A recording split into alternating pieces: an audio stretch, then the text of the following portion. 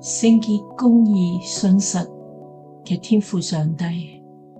我哋能夠成為天國嘅子民，係因你嘅恩典憐憫。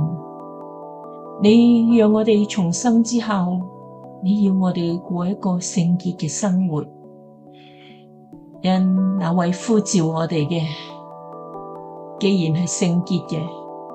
我哋喺生活各方面亦都要聖潔。現今嘅世代邪惡，當我哋遇見試探，假若掉以輕心嘅話，好容易被誘惑牽引，同罪妥協。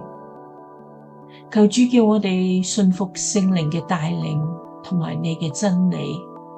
堅決避開所有嘅試探。多謝你垂聽我哋嘅祈禱，禱告奉主耶穌